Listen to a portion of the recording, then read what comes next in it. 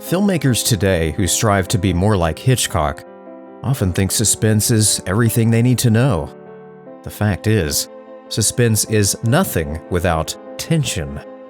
Tension is different from suspense in that it's an immediate gripping feeling as you're watching a film. It's the series of details that add up to an overall impending event. In a way, tension is what keeps this man's feet planted firmly on the slack wire. But suspense is the impending chance that he might fall off. Hitchcock believed that tension can be dissipated with anything vague or complex. If the plot was hard to follow or the characters looked too much alike, this could cloud the audience's focus. He said blurred thinking is detrimental to achieving suspense. One of the fatal things in all suspense is to have a mind that is confused. Otherwise, the audience won't emote. He believed everything in a story must be simplified to offer maximum dramatic impact. As he said, what is drama after all, but life with the dull bits cut out? For Hitchcock, the path to increasing tension included making the details as realistic as possible. And I've always taken great care to be accurate in all detail, no matter how fantastic the situation might be. And that is the most important moment when the man is buying a hat in the store in Bond Street, when the gun is thrust into his ribs. You see, it's the juxtaposition of the norm of the accurate average against the fantasy.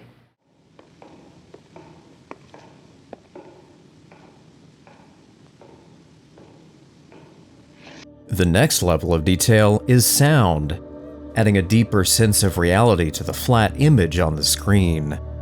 Hitchcock's soundscapes were authentic, but sometimes he would make things silent to keep a secret from the audience, or he could exaggerate specific sounds for dramatic purposes.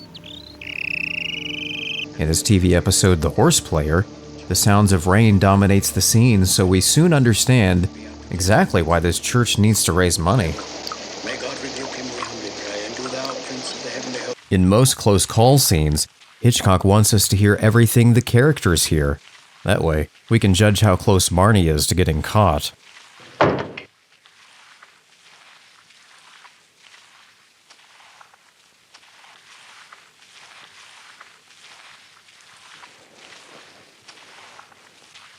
Notice there's no music. Hitchcock believed that music gets in the way and even dissipates tension. Music pulls our minds away from the reality of the scene and more toward a fantasy. Often Hitchcock would choose to add music from within the setting to avoid music score. This music tended to be comical, almost mocking the plight of the character. There was a counterpoint of sound. They shouldn't make the same statement. I've always believed that the voice should never make the same statement that the face is making. In other words, if a girl says, "I'm happy," and she's got a happy expression, you're saying the same thing twice, once with sound and once with a visual. Should be counterpointed. Increasing tension with detail and sound gave his films a hyper-present clarity in the moment. I gotta get off this road. But just like a roller coaster, once tension was created, it had to be rhythmic with ups and downs to relieve the audience. He said if you stretch it out too long, they'll start to giggle. They'll relieve the tension themselves if you don't do it for them. And that was Hitchcock's genius. He found that creating laughter was the best way to balance tension. Every film I make is a comedy, he said. He even considered Psycho a practical joke. You must have a basic sense of humor about it, because that's what you're doing. You're doing it deliberately to scare people. And after all, there's no difference between my making Psycho to scare people, with tongue-in-cheek, shall we say, than a mother who says boo to scare her 3-month-old baby. What's the difference? Hitchcock often inserted humor into dark situations by shifting the focus to a character that doesn't know what's going on. He often referred to this technique as understatement, where an aloof person focuses on something comically small instead of the more chilling situation at hand. You make it out, it don't work. If we're designing the film, I'm sitting with the writer, and you say, well, wouldn't it be fun to kill them this way or that way? Mm-hmm. And then you say, well, this scene will make them scream. So you do it with a sort of lushness of enjoyment.